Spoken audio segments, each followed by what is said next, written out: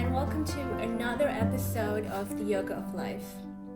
So, I have to say that it's been quite a lot of fun recording these videos. I mean, it's really keeping me sane when we have to stay inside, you know.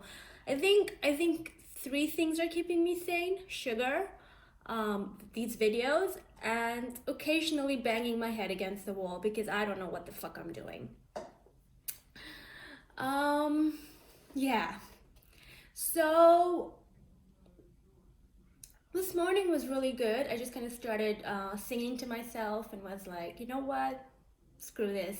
Because yesterday we found out that the corona measures are extended for another 3 weeks. So everything's closed. No schools, no restaurants, nothing. So yeah, I'm just like, you know what? I'm just gonna have fun.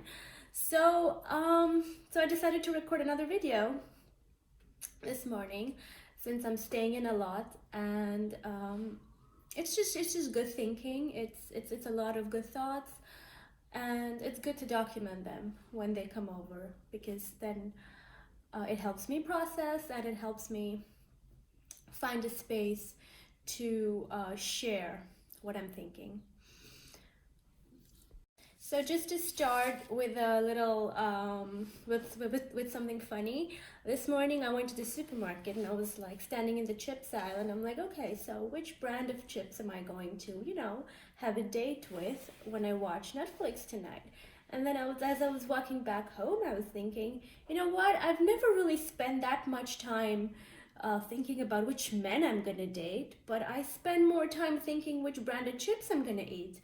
And I was like, wow, man, interesting stuff.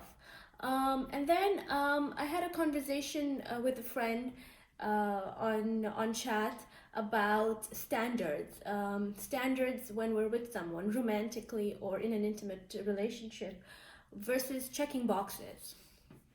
And I get a lot of these comments from friends or questions that, so is anybody gonna ever check all your boxes? And I have to say, up until 2 years ago, it used to bother me a lot, and it used to make me think, okay, so do I really put my bar that high, and do I unintentionally push people away because they don't check my boxes? Or is that something that I know what I want for myself, and I am not asking anybody to check boxes, I'm just holding a standard for myself?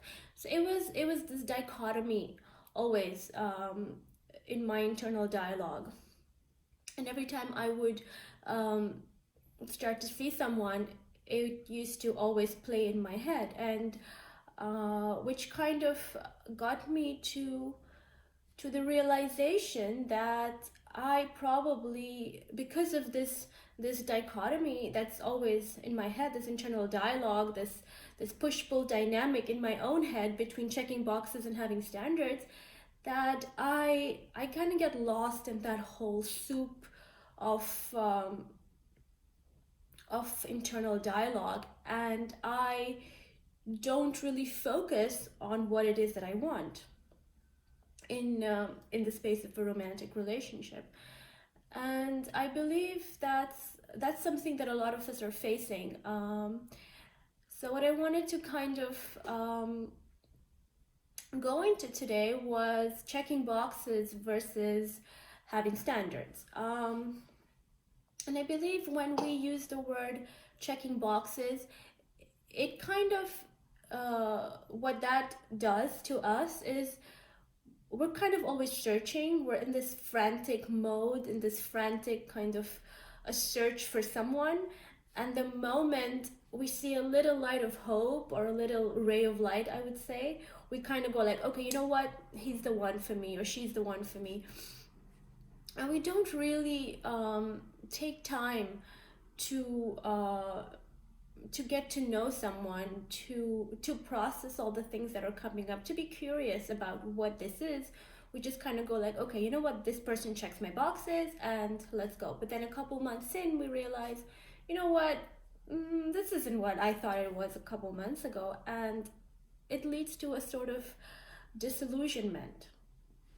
And if we keep giving ourselves the same experiences, over time we're telling ourselves that either we're not worthy of love, or that we stop trusting ourselves to choose a good partner for ourselves. So we don't trust our own decisions. And it's usually either a combination of both, or one, or, in some way they both kind of play a part. And what happens over time is we might fear intimacy, we might fear getting close to someone, we might not show up with honesty and vulnerability, but we might show up with this sense of entitlement and this sense of defensiveness or passive aggressiveness in the way we communicate, in our posture and things like that.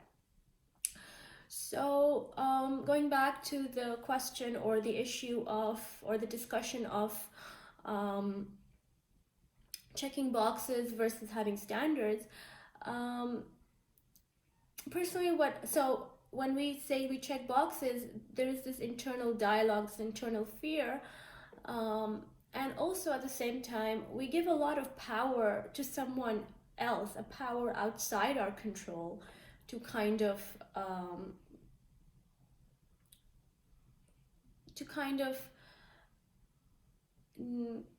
analyze or negotiate or kind of decide for us that what is good for us or not. So when we have a standard in choosing a partner, we're more clear on the things that we want. We're more clear on the things that we're bringing to the table. We're more clear on our own non-negotiables. We're more clear.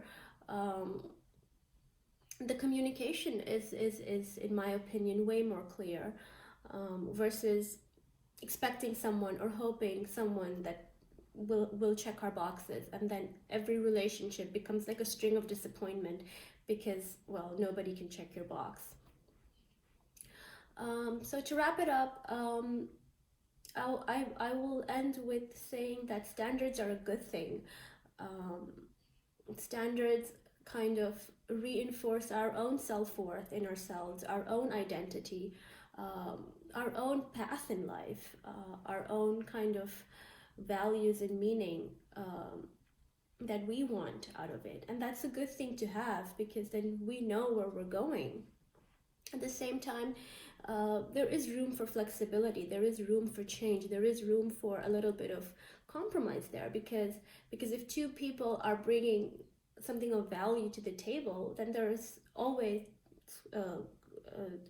conflict of interest sometimes, or there is always, I would say, a negotiation into how those needs can be met, how that standard can kind of be measured, right? Because it's a very subjective, qualitative kind of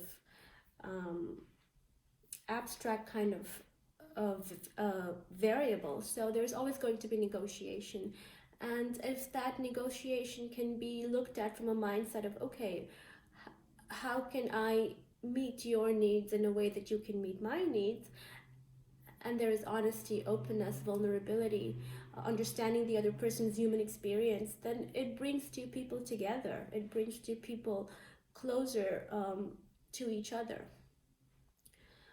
So yeah, definitely having standards is a good thing, but expecting someone to check your boxes, or having a list of boxes, or saying, oh, you're going to check all these boxes that I have, it puts a lot of pressure on the other person. It puts a lot of unexpected expectations and leads to disappointment, and it gives somebody else outside of us the power to control our sense of fulfillment or our happiness, and it takes us into a passive role, or even in a victim mindset in life.